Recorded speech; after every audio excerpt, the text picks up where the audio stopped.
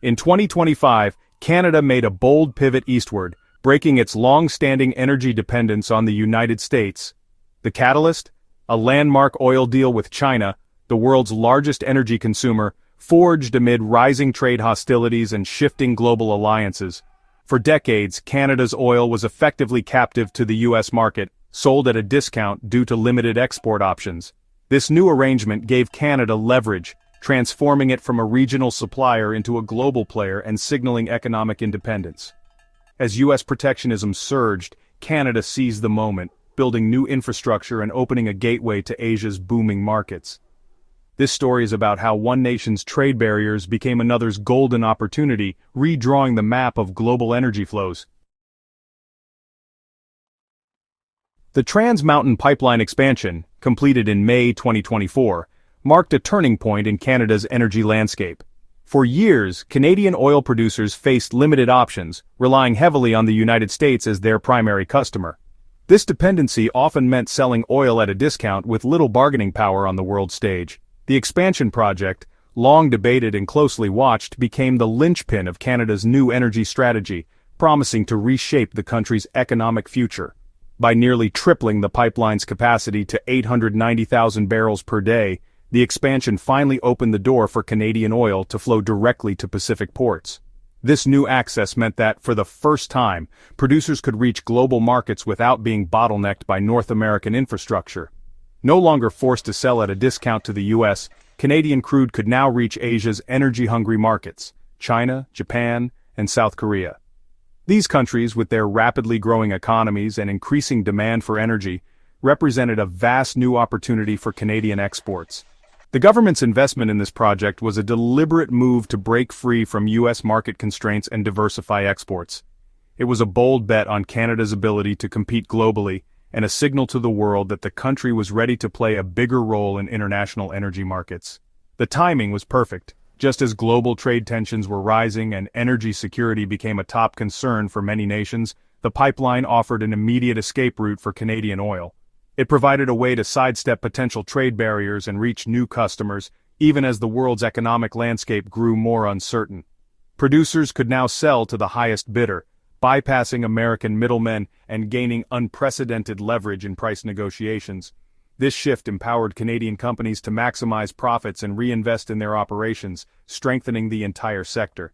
The Trans Mountain expansion didn't just move oil, it shifted the balance of power in North American energy. It forced competitors and partners alike to rethink their strategies, and positioned Canada as a key player in the global energy conversation.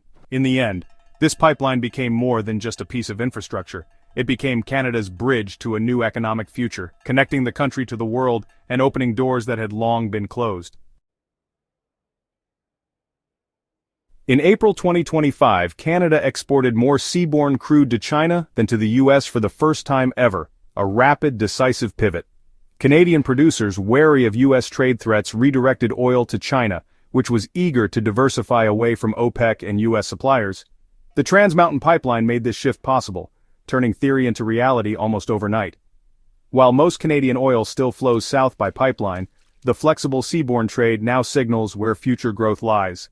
Each tanker to China marks a victory for Canadian economic sovereignty and a direct response to U.S. protectionism. The once predictable north-south oil flow now has a powerful east-west channel. This was no accident. It was the result of infrastructure investment meeting disruptive trade policy. The global energy map was redrawn in a single season. The Trump administration's return brought a wave of tariffs, targeting even close allies like Canada. A proposed 35% tariff on Canadian goods and threats against key industries created deep uncertainty. For Canadian oil producers, the U.S. market suddenly looked risky and unpredictable. The new trade climate made the Trans Mountain Pipeline not just strategic, but essential. As the U.S. built economic walls, Canada turned to Asia, where buyers offered stability and market-based pricing. The U.S. hoped tariffs would force concessions, but instead, they pushed Canada to diversify faster. The storm of tariffs became a tailwind for Canadian tankers heading west. In trying to control trade, the U.S. inadvertently helped its partners build a more resilient global network. China responded to U.S. tariffs with its own, slapping a 10% levy on American oil and shutting out U.S. crude overnight. U.S. oil exports to China, once booming, collapsed to zero by mid-2025.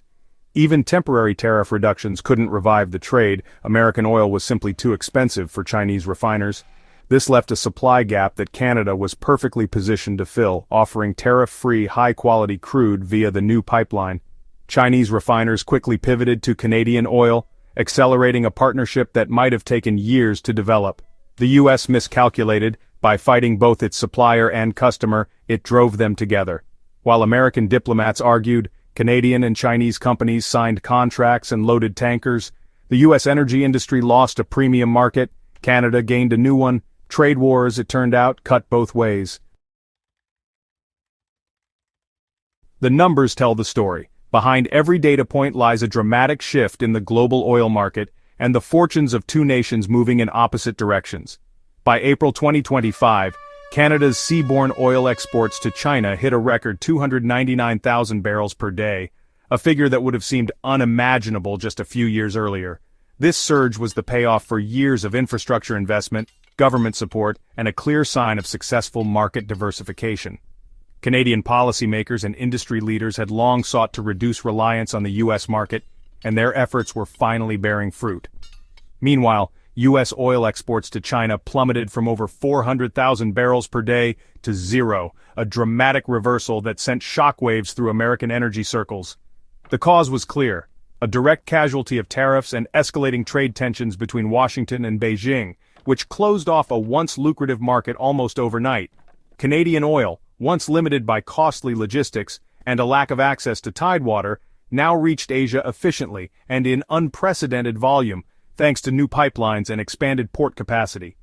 The pipeline's opening unleashed pent-up demand from Asian buyers, eager for reliable energy supplies, and Canadian producers quickly adapted to the new route, ramping up shipments and forging new partnerships. Producers retooled operations, optimized logistics, and seized the opportunity to expand their reach, transforming the industry's outlook almost overnight. U.S. refineries, once reliant on Canadian seaborne imports, saw those barrels rerouted to Asia, leaving American facilities scrambling to adjust to the new reality.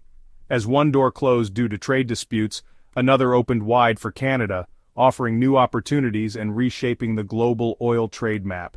The result was a rapid divergence in fortunes. Canada's oil sector surged ahead while the U.S. faced a sudden and painful contraction in its export business. The data is clear. Canada's pivot was a historic win, marking a new era of independence and global reach for its energy industry. Meanwhile, the U.S. faced the consequences of its own policies, as workers and companies struggled to adapt to a world where old certainties had vanished almost overnight. The Trump administration underestimated Canada's ability to pivot, assuming it would remain a captive supplier. The Trans Mountain Pipeline shattered that assumption, giving Canada the freedom to sell to Asia. Ironically, U.S. refineries became even more dependent on Canadian oil, now with less pricing power. American shale producers, locked out of China, were forced to discount their crude elsewhere. The U.S. started a trade war without considering that Canada and China could simply trade with each other. Instead of weakening Canada, tariffs strengthened its resolve and accelerated its Asia strategy. The U.S. ended up paying more for Canadian oil while its own producers lost a key market. This episode is a textbook case of unintended consequences in a global economy. The most visible impact of this shift was in oil prices. The discount on Canadian crude shrank from $30 to just over $9 per barrel. Direct access to Asia meant Canadian producers finally received near-global prices, boosting profits and investment. For U.S. refineries, the story was the opposite. Higher costs for Canadian oil meant higher prices for gasoline and diesel. Tariffs meant to help the U.S. economy instead raised costs for key industries and consumers. U.S. oil producers, shut out of China, faced tougher competition and lower prices elsewhere. In contrast, Canadian energy companies saw rising valuations and renewed optimism. The market's verdict was clear: those who embrace global trade thrive, while protectionism brings isolation and pain. The North American energy landscape was transformed by policy, by pipelines, and by the power of open markets. The Canada-China oil deal is more than just a trade story. It's a sign of a new global order taking shape before our eyes. As energy flows shift across continents, the world's economic landscape is being redrawn, with new players and priorities emerging on the map. The old consensus on free trade is fracturing, replaced by a world where nations seek resilience, security, and new alliances. Countries are rethinking their dependencies, forging partnerships that would have seemed unlikely just a decade ago. Canada's pivot to Asia is just one example. Countries everywhere are diversifying to reduce exposure to U.S. unpredictability. This shift is not just about economics, it's about national strategy and the desire to chart a more independent course in a turbulent world. China is leading the way, building alternative supply chains and trade systems that bypass traditional Western routes. Through massive infrastructure projects and new trade agreements, China is positioning itself at the center of a new global network. The future may see competing economic blocs, with the US dollar's dominance challenged by rising currencies like the yuan. Financial power is shifting and the rules of the game are being rewritten.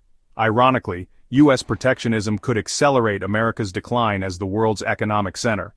By turning inward, the US risks losing influence and missing out on the opportunities of a rapidly changing global marketplace. The lesson is clear. In a connected world, unilateral actions have far-reaching, often unintended consequences. Every policy decision sends ripples across borders affecting industries, jobs, and lives in ways that are hard to predict. Cooperation and open trade create prosperity. Walls and tariffs breed instability and isolation. History shows that when nations work together, everyone benefits. But when barriers rise, economies falter and tensions grow. The new flow of oil from Alberta to Asia is a symbol of shifting global power, and a warning for those who refuse to adapt. In this era of transformation, only those willing to embrace change will thrive in the world that's coming.